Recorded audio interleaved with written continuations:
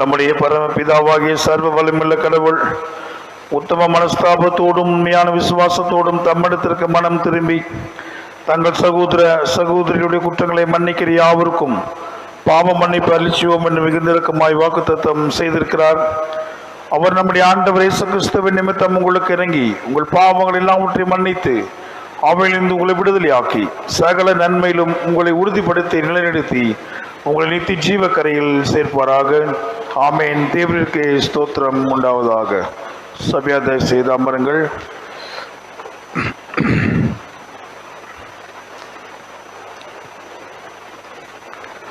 ஆண்டவராகிய இயேசு கிறிஸ்துவின் பரிசுத்த நாமத்திலே உங்கள் அனைவருக்கும் என்னுடைய காலை வணக்கத்தை நான் தெரிவித்துக் கொள்கின்றேன். மீண்டுமாக ஒரு புதிய நாளை பெற்றுக்கொண்டு அந்த நாளின் துவக்கத்தை ஆண்டுடைய சமூகத்திலே ஆரம்பிப்பதற்கு கடவுள் நம்ம கொடுத்த இந்த கிருபைக்காக ஆண்டவருக்கு நாம் கொடானக்கூடிய ஸ்தோத்திரங்களை ஈடுபோமாக. கிறிஸ்துவின் கட்டளைகள் என்ற தலைப்பின் கீழாக சிந்தித்து வருகின்ற இந்த நாளிலே நாம் தெரிந்து கொண்ட தலைப்பு பிரகாசியுங்கள். அதற்கு ஆதாரமாக மத்தேயு நற்செய்தி நூல் 5ஆம் அதிகாரம் 16வது வசனத்திலே இவ்விதமாக நாம் வாசிக்கின்றோம். மத்தேயு 5ஆம் அதிகாரம் 16. இவ்விதமாய் மனுஷர் உங்கள் நற்கிரியைகளை கண்டு பரலோகத்திற்கிற உங்கள் பிதாவை மகிமைப்படுத்தும்படி உங்கள் வெளிச்சம் அவர்கள் முன்பாக பிரகாசிக்க கடவுது. Let your light so shine before men. Let your light so shine before men. வெளிச்சம் மனித வாழ்வின் இன்றியமையாத ஒரு அம்சம். இந்த பல்லுயிரும் வாழ்வதற்கு ஆதாரமாய் இருப்பது வெளிச்சம் என்பதை நாம் அறிந்திருக்கின்றோம். எனவேதான் கடவுள் வெளிச்சத்தை முதலாக உண்டாக்கினார். இந்த படைப்புகளிலே ஒழுங்கின்மை ஒழுங்காக மாறுவதற்கு துணையாய் நின்றது வெளிச்சம். உலகம் முழுவதும் அந்தகாரம் சூழ்ந்திருந்தது. கடவுள் அதை பார்த்து வெளிச்சம் உண்டாக கடவுது என்றார். பகலிலே வெளிச்சம் தருவதற்காக சூரியனையும் இரவிலே வெளிச்சம் தருவதற்காக நிலாவையும் ஆண்டவர் படைத்தார் என்பது திருமறையினுடைய வாக்கு. எனவே அவர் வெளிச்சத்திலே யாரும் சேரக்கூடாத ஒளியிலே வாசமாயிருக்கிற கடவுள் என்று வேதாகம் சொல்லுகிறது. அப்படி என்றால் அப்படிப்பட்ட ஒரு ஒளியின் கடவுள் அவர். ஒரு ஒளியை பார்க்கின்ற பொழுது கடவுளை பார்ப்பதை போல. அதனால்தான் கோவில்களிலே தேவாலயங்களிலே நாம் ஒளியேற்றத்தை வைத்திருக்கின்றோம். அந்த ஒளியை பார்க்கின்ற பொழுது கடவுளை பார்ப்பதை போல ஒரு எண்ணம் நமக்குள்ளாக வருகிறது. அன்புக்குரியவர்களே, கடவுள் ஒளியாய் இருக்கிறார். அவரில் எவ்வளவு வேணும் இருள் இல்லை என்று வேதம் சொல்லுகிறது. God is of light. அவருக்குள்ளாக எவ்வளவு வேணும் இருள் இல்லை. யோவான் நற்செய்தியாளரும் அதை அவர் சுட்டி காண்பிக்கின்றார். ஒளிக்கும் இருளுக்கும் சம்பந்தம் ஏது? எந்த விதமான சம்பந்தம் இல்லையே. அப்படிப்பட்ட நிலைகளிலே ஆண்டவரை நம்புகின்ற விசுவாச மக்களாகி நாம் ஒளி வீசுகின்ற வாழ்க்கை வாழ வேண்டும். அந்த ஒளி வீசுகின்ற வாழ்க்கை மற்றவர்களுக்கு அது மிகப்பெரிய ஒரு சாட்சியாக இருக்க வேண்டும் என்று ஆண்டவர் விரும்புகிறார். எனவேதான் ஆண்டவராக இயேசு கிறிஸ்து ஒளியை குறித்து சொல்கின்ற பொழுது மலையின் மேல் இருக்கின்ற பட்டணம் மறைந்திருக்க மாட்டாது. ஒரு விளக்கை கொளுத்தி அந்த மரக்கால்களால் மூடி யாரும் வைக்க மாட்டார்கள். அப்படி என்றால் வெளிச்சத்தை யாரும் கட்டுப்படுத்த முடியாது. You cannot contain the light. அந்த வெளிச்சத்தை நீங்கள் தடை போடவே முடியாது. சூரிய வெளிச்சத்தை யாராவது தடை போட முடியுமா? தடை போடவே முடியாது. அப்படியாக இன்றைக்கு ஆண்டவருக்காக வாழ வேண்டும் என்று நாம் விரும்புவோம் என்றால் நமக்குள்ளாக அந்த வெளிச்சம், அந்த தெய்வீக வெளிச்சம் இருக்க வேண்டும். அது எப்பொழுதும் பிரகாசிக்கின்ற வெளிச்சமாக இருக்க வேண்டும். அந்த பிரகாசத்தை பெற்றுக்கொள்வதற்கு இந்த லெந்து காலங்கள் நமக்கு அதிகமாக பிரயோஜனமாக இருக்கிறது. கடவுள் ஒளியாக இருக்கிறார். அந்த ஒளியான கடவுளோடு நாம் முழுமையாய் ஐக்கியம் கொள்ளுகின்ற பொழுது, அவரோடு உறவு கொள்ளுகின்ற பொழுது அவருடைய வெளிச்சம் நமக்கு கொடுக்கப்படுகிறது. இன்றைக்கு ஒரு இருளான வாழ்வுக்குள்ளாக, இருள் என்று சொல்கின்ற பொழுதே நமக்கு தெரியும் அது ஒரு தோல்வியின், அது ஒரு வலி, வேதனை, பாவம், அவமானம், இப்படிப்பட்ட ஒரு நிலைகளிலே பலவீனம், இதன் மத்தியிலே வாழ்வதுதான் அந்த இருளான வாழ்க்கை என்று சொல்கின்றோம். வெளிச்சம் என்பது ஒரு வெற்றியின் வாழ்வு, வெளிச்சம் என்பது ஒரு மகிமையின் வாழ்வு, ஒரு விடுதலையின் வாழ்வு. ஜெயில எல்லாம் பார்த்தீங்கன்னா 6 மணிக்கு மேலே லைட் போட மாட்டாங்க, எல்லா லைட்டும் ஆஃப் பண்ணிட வேண்டும். அவர்கள் இருளிலே இருக்கின்றார்கள். இன்னும் அதிகமாய் தண்டிக்கப்படுகின்றவர்கள் தனிமை சிறையில் வைக்கப்படுகிறார்கள். அவர்கள் வெளிச்சத்தை பார்த்தே ரொம்ப நாள் ஆகிவிடும். விடுதலை ஆகின்ற பொழுதுதான் வெளியே வந்து அந்த சூரியனை பார்க்கின்றார்கள், வெளிச்சத்தை பார்க்கின்றார்கள். விடுதலை பெற்ற நாம் அந்த வெளிச்சத்தை நாம் இன்றைக்கு பிரதிபலிக்க வேண்டும் என்று ஆண்டவர் விரும்புகின்றார். எனவேதான் அதை பிரகாசிக்க கடவுள் என்றால் வெளிப்படுத்த வேண்டும். We have to reflect that divine light. யோவான் 8:12 அன்று சொல்றார், நானே உலகத்திற்கு ஒளியாய் இருக்கின்றேன். But we have to reflect the light. இந்த வெளிச்சத்தை நான் பிரகாசிக்க பண்ண வேண்டும் என்றால் அந்த வெளிச்சம் யார்? ஆண்டவர் தான் அந்த வெளிச்சம். ஆண்டவராகிய இயேசு கிறிஸ்து தான் அந்த வெளிச்சம். எனவே இந்த வசனத்தின் அடிப்படையில் பார்க்கிறோம், உங்கள் வெளிச்சம் அவர்கள் முன் பிரகாசிக்க கடவுது என்றால் என்ன? உங்களுக்குள்ளாக இருக்கின்ற கிறிஸ்து, உங்களுக்குள்ளாக இருக்கின்ற இயேசுவானவர் அனுதினமும் உங்களிலிருந்து வெளியே அவர் வெளிப்பட வேண்டும். என்னுடைய நடத்தைகளிலே நான் வெளிப்படுத்த வேண்டும்.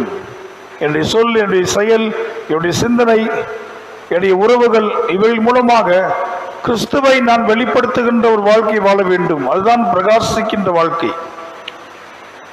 கிறிஸ்து இல்லாமல் என்னை நானே நான் பிரகாசித்துக் கொள்ள முடியாது. ஒளி வீசுகின்ற வாழ்க்கை என்றால் கிறிஸ்துவோடு வாழுகின்ற வாழ்க்கை என்பதை நாம் மறந்து போக வேண்டாம்.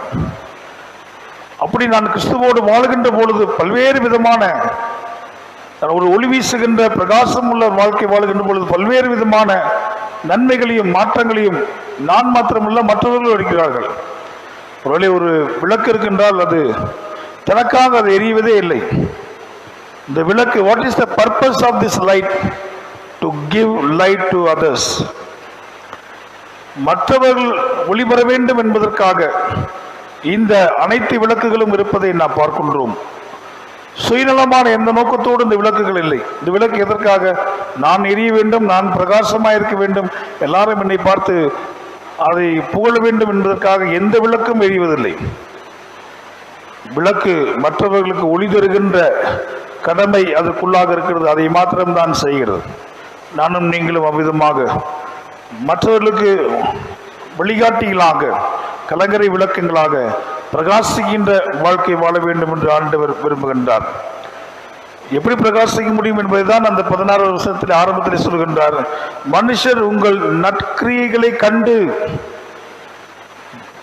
இந்த சமுதாயம் என்னை பார்த்து கொண்டே இருக்கிறது, எனக்குள்ளாக இருக்கின்ற நல்ல காரியங்களை இந்த சமுதாயம் பார்க்கிறதா, என்னை குறித்து, என் குடும்பத்தை குறித்து, என் திருச்சபை குறித்து இந்த சமுதாயம் என்ன சாட்சி சொல்லும்? அதுதான் மிக முக்கியமான காரியம். அதில்தே ஆண்டவருடைய நாமம் மகிமைப்படும். சடங்காச்சாரங்களிலோ, காணிக்கைகளிலோ, ஆராதனையில் வந்து கலந்து கொள்வதிலோ அதன் மூலமாக நாம் ஆண்டவருடைய நாமத்தை மகிமைப்படுத்த முடியாது. ஆராதனைக்கு வர அமர்றோம், அதில் என்ன ஆண்டவருடைய நாமம் மகிமைப்படுது? இந்த ஆலயத்தினுடைய கதவுக்கு வெளியே தான் என்னுடைய சாட்சியின் வாழ்க்கை ஆரம்பிக்கிறது. அப்பொழுதுதான் கிறிஸ்தவ வாழ்க்கை ஆரம்பிக்கிறது. ஆலயத்திற்குள்ளாக எல்லாரும் பரிசுத்தமாக இருப்போம், எல்லாரும் அமைதியாக இருப்போம், எல்லாரும் கடவுளுக்கு பயந்து இருப்போம்.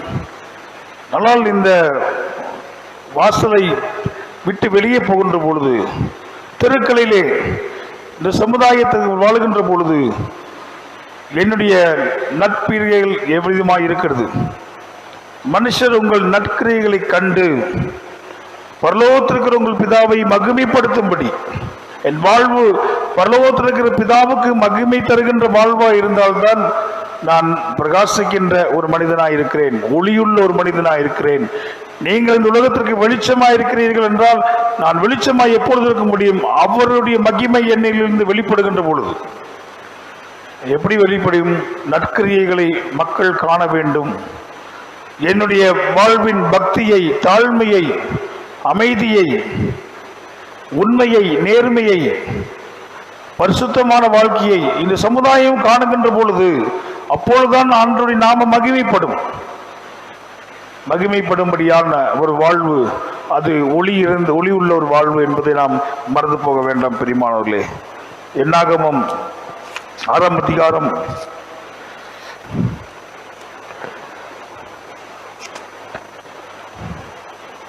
25வது வருஷத்துல விதமாக வாசிக்கிறோம். ஆரோன் மூசை 22 பாருங்க. பின்னும் கர்த்தர் மூசை நோக்கி, நீ ஆரோனோடும் அவன் குமாரரோடும் சொல்ல வேண்டிய என்னவென்றால், நீங்கள் இஸ்ரவேல் புத்தரை ஆசீர்வதிக்கும் போது அவர்களை பார்த்து சொல்ல வேண்டியது, கர்த்தர் உங்களை ஆசீர்வதித்து உங்களை காக்கடவர், கர்த்தர் தம்முடைய முகத்தை உன்மேல் பிரகாசிக்க பண்ணி உன்மேல் கிருபையாயிருக்கடவர். ஆண்டவருடைய கிருபை நமக்குள்ளாக வர வேண்டும் என்றால் அவர் நம்மேல் தம்முடைய முகத்தை பிரகாசிக்க வேண்டும். மோசேயினுடைய முகத்தை மக்கள் பார்த்த பொழுது, மலையிலிருந்து இறங்கி வந்த பொழுது, ஆண்டவரை முகமுகமாய் மோசே தரிசித்து விட்டு இறங்கி வருகின்ற பொழுது அவருடைய முகம் ஒரு சூரியனை போல பிரகாசமாய் இருந்தது என்று வேதத்தை நாம் வாசிக்கிறோம் அல்லவா? அப்படிப்பட்ட அந்த பிரகாசம் எப்பொழுது வரும்? அவருடைய கிருபை நமக்குள்ளாக இருக்கின்ற பொழுதும். கர்த்தர் தம்முடைய முகத்தை உன்மேல் பிரகாசிக்க பண்ணி உன்மேல் கிருபையாய் இருக்க கடவர். கர்த்தர் தம்முடைய முகத்தை உன்மேல் பிரசன்னமாக்கி உனக்கு சமாதானம் கட்டளையிட கடவர். ஆண்டவருடைய முகத்தை என்மேல் அவர் பிரகாசிக்க பண்ணுகின்ற பொழுது, அவருடைய முகம் எனக்கு முன்பாக என்னுடைய முகத்தோடு ஐக்கியப்படுகின்ற பொழுது மெய்யான சமாதானத்தையும் கிருபையும் கடவுள் கட்டளையிடுகிறார் என்று நாம் பார்க்கிறோம். 34ஆம் சங்கீதத்தில் வாசிக்கிறோம் அல்லவா? அவர்களை நோக்கி பிரகாசம் அடைந்தார்கள். பிரகாசியுங்கள் என்ற அந்த கட்டளைக்கு மிக முக்கியமான ஒரு தகுதி என்னவென்றால் அவருடைய முகத்தை பார்ப்பது. குழந்தை பிறந்தவுடன் தாயின் முகத்தை பார்த்து கொண்டே இருக்கிறது. எனவேதான் தாயினுடைய பல்வேறு விதமான குணங்கள் குழந்தைக்கு போகிறது. நூலை போலதான் சேலை, தாயை போலதான் பிள்ளை. ஏனென்றால் தாயை பார்க்கிறது, அந்த முகத்தை பார்க்கிறது. ஒரு குழந்தை அதிக நேரம் யாருடைய முகத்தை பார்க்கும்? தாயின் முகத்தை தான் பார்க்கும். தந்தையின் முகத்தை அவ்வப்போதுதான் பார்க்கும். தாயினுடைய வாழ்க்கை, தாயினுடைய முகம் அந்த குழந்தைக்கு அப்படியே முழுமையாய் பதிந்து விடுகிறது. அவனமாக கடவுளை அனுதினமும் நான் தரிசிக்கின்ற பொழுது, அவருடைய முகத்தை ஒவ்வொரு நாளும் நோக்கி பார்க்கின்ற பொழுது, ஆண்டவர் என்னுடைய முகத்தை பிரகாசிக்க பண்ணுகின்ற கடவுளாய் காணப்படுகிறார் என்று நாம் பார்க்கிறோம். அதே போல் சங்கீதம் 67ஆம் அதிகாரம் 1-2 ஆகிய வசனங்களை விதமாக வாசிக்கிறோம். சங்கீதம் 67 1-2. தேவனே, பூமியில் உம்முடைய வழியையும் எல்லா ஜாதிகளும் உம்முடைய இரட்சணையும் விளங்கும்படி தேவரீர் எங்களுக்கு இறங்கி எங்களை ஆசீர்வதித்து உம்முடைய முகத்தை எங்கள் மேல் பிரகாசிக்க பண்ணும். ஆண்டவரே, உம்முடைய முகத்தை எங்கள் மேல் பிரகாசிக்க பண்ணும். எதற்காக? மிக அழகாக இதை சொல்லுகிறார். பூமியில் உம்முடைய வழியையும் எல்லா ஜாதிகளுக்குள்ளும் உம்முடைய இரட்சணையும் விளங்கும்படி, அவருடைய கிருபையும் அவருடைய வழியும் எல்லாருக்கும் தெரியும்படிக்கு தேவரீர் எங்களுக்கு இறங்கி எங்களை ஆசீர்வதியும். ஆண்டவருடைய ஆசீர்வாதம் நமக்கு நிறைவாய் வருகின்ற பொழுது அநேக மக்களுக்கு அவருடைய ரட்சிப்பையும் அவருடைய கிருபையும் பகிர்ந்து கொடுக்கின்ற மக்களாய் நாம் மாறுகிறோம். ஆண்டவரே, அதற்காக என்னை நீர் பிரகாசியும் ஆண்டவரே என்று இங்கே தாவீது ஜெபிப்பதை நாம் பார்க்கிறோம். அதே போல் 119ஆம் சங்கீதம் 119 135வது வசனத்தில் விதமாக வாசிக்கிறோம். 119 135. உமது அடியேன் மேல் உமது முகத்தை பிரகாசிக்க பண்ணி உமது பிரமாணங்களை எனக்கு போதியும். கடவுளுடைய கட்டளைகள், கடவுளுடைய பிரமாணங்கள், அவைகளை கடவுள் நமக்கு போதிக்க வேண்டும் என்றால் நிச்சயமாக இந்த இடத்தில் நடைபெற வேண்டிய காரியம், உமது அடியேன் மேல் உம்முடைய முகத்தை பிரகாசிக்க பண்ணி. கடவுளுடைய முகத்தை நம்மேல் பிரகாசிக்க பண்ணுகின்ற பொழுது அங்குதான் ஆண்டவருடைய போதனை ஆரம்பிக்கிறது. ஆண்டவரே, என்னை போதித்து வழி நடத்தும். நான் உன்னை போதித்து நீ நடக்க வேண்டிய வழி நான் உன்னை காண்பிப்பேன் என்று சொன்னீரே. என்னை போதித்து என்னை வழி நடத்தும். ஒவ்வொரு நாளும் Lord, teach me how to walk. Teach me the way. வழியை எனக்கு போதியும். அவருடைய முகத்தை நம்மேல் பிரகாசிப்பிக்கும் பொழுது கடவுள் அந்த வழியை நமக்கு ஆயத்தப்படுத்துகிறார் என்று நாம் பார்க்கிறோம். அதேபோல் மத்தேயு நற்செய்தி நூல் 13ஆம் அதிகாரம் 43வது வசனத்திலே விதமாக நாம் வாசிக்கிறோம். மத்தேயு 13ஆம் அதிகாரம் 43. அப்பொழுது நீதிமான்கள் தங்கள் பிதாவின் ராஜ்யத்திலே சூரியனை போல பிரகாசிப்பார்கள். ஆண்டவருடைய ராஜ்யத்திலே நானும் நீங்களும் எப்படி இருக்கிறோம் என்றால் ஒரு சூரியனை போல பிரகாசிப்பிக்கின்ற பிள்ளைகளாய் நாம் இருப்போம். யாரெல்லாம் பிரகாசிக்க முடியும்? நீதிமான்களாய் வாழுகின்ற பொழுது மாத்திரமே. கடவுளுக்கு பயந்து நேர்மையாய் உண்மையாய் பரிசுத்தமாய் வாழுகின்ற நீதிமான்கள் மாத்திரம்தான் கடவுளுடைய ராஜ்யத்திலே சூரியனை போல பிரகாசிக்க முடியும். உலக பிரகாரமான ராஜ்யத்திலே பணம் இருந்தால் பிரகாசிக்கலாம், கல்வி இருந்தால், பெரிய வேலை இருந்தால் ஒரு பிரகாசமான வாழ்க்கை வாழ்வதை போல தோன்றும். ஆனால் கடவுளுடைய ராஜ்யத்திலே அப்படி அல்ல. கடவுளுடைய ராஜ்யத்திலே ஒரு மனிதன் நீதிமானாய் வாழுகின்ற பொழுது மாத்திரமே சூரியனை போல பிரகாசிக்க முடியும். இன்றைக்கு நானும் நீங்களும் கடவுளுடைய ராஜ்யத்திலே சூரியன்களாக அழைக்கப்பட்டிருக்கின்றோம், ஒளி வீசுகின்ற மக்களாய் அழைக்கப்பட்டிருக்கிறோம் என்பதை நாம் மறந்து போக வேண்டாம். அப்போஸ்தலனாகிய பவுல் பிலிப்பியருக்கு நிருபம் 2ஆம் அதிகாரம் 14ஆம் வசனத்திலே விதமாக வாசிக்கிறோம். அப்போஸ்தலனாகிய பவுல் பிலிப்பியருக்கு நிருபம் 2ஆம் அதிகாரம் 14வது வசனம். நான் வீணாக ஓடினதும் வீணாக பிரயாசப்பட்டதும் இல்லை என்கிற மகிழ்ச்சி கிறிஸ்துவின் நாளில் எனக்கு உண்டாயிருப்பதற்கு ஜீவ வசனத்தை பிடித்து கொண்டு உலகத்திலே சுடர்களைப் போல பிரகாசிக்கிற நீங்கள், சுடர்களைப் போல பிரகாசிக்கின்ற நாம் அன்புக்குரியவர்களே, கிறிஸ்துவுக்காக சுடர்களாக பிரகாசிக்கின்ற சுடர்களாக நானும் நீங்களும் மாற வேண்டும் என்று ஆண்டவர் விரும்புகின்றார். நம்முடைய தனிப்பட்ட வாழ்க்கையை நாம் யோசித்து பார்ப்போம். ஆண்டவர் கொடுத்த அந்த தெய்வீக பிரகாசம் நமக்குள்ளாக இருக்கிறதா? Are we shining in our life? Are we letting out the divine light every day through our deeds and through our words? நம்முடைய வார்த்தையின் மூலமாய் செயலின் மூலமாகவும் கடவுள் கொடுத்த அந்த ஒளியை இன்றைக்கு நான் வெளிப்படுத்தி கொண்டு வருகிறேனா? மனுஷர் விதமாய் மனுஷர்கள் உங்களுடைய நற்கிரியைகளை கண்டு பிதாவை மகிமைப்படுத்தும்படி ஒவ்வொரு நாளும் நம்முடைய வாழ்க்கையிலே நாம் செய்ய வேண்டிய ஜெபம், ஆண்டவரே இந்த நாள் எனக்கு கொடுத்திருக்கிறீர், இந்த நாளிலே நற்கிரியைகளை செய்து உமக்கு ஏற்ற பிள்ளையாய் நான் வாழ்ந்து அதன் மூலமாக அநேகர் உம்முடைய நாமத்தை மகிமைப்படுத்த வேண்டும், மகிமைப்படுத்துகின்ற வாழ்க்கை எனக்கு தாரும் ஆண்டவரே என்று நாம் ஜெபித்து ஒவ்வொரு நாளும் இந்த உலகத்திலே பிரகாசிக்கின்ற சுடர்களாய் வாழுகின்ற பொழுது என்னுடைய மனத்துக்கு பின்பாக, இந்த உலகத்தின் வாழ்வுக்கு பின்பாக கடவுளுடைய ராஜ்யத்திலே நான் சூரியனை போல ஒரு பிரகாசமான ஒரு வாழ்க்கை வாழ ஆண்டவர் கிருபை செய்வார். தேவன் தாமே அப்படிப்பட்ட ஒரு நல்ல வாழ்க்கையை நமக்கு தந்து வழிநடத்துவாராக. ஆமேன். ஜெபம் செய்வோம். எங்களை அதிகமாய் நேசித்து வழிநடத்துவேன் ஆண்டவரே, இந்த அருமையான நாளின் தியானத்திற்காக நன்றி செலுத்துகின்றோம்.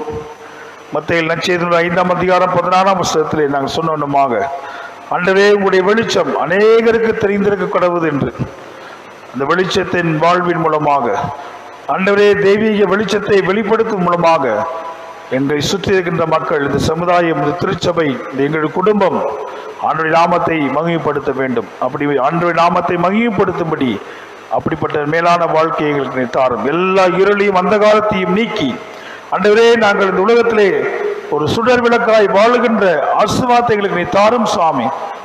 எங்களுடைய விளக்கு அணைந்து போகாதபடி எழுந்து பிரகாசியுங்கள். ஒளி வந்தது.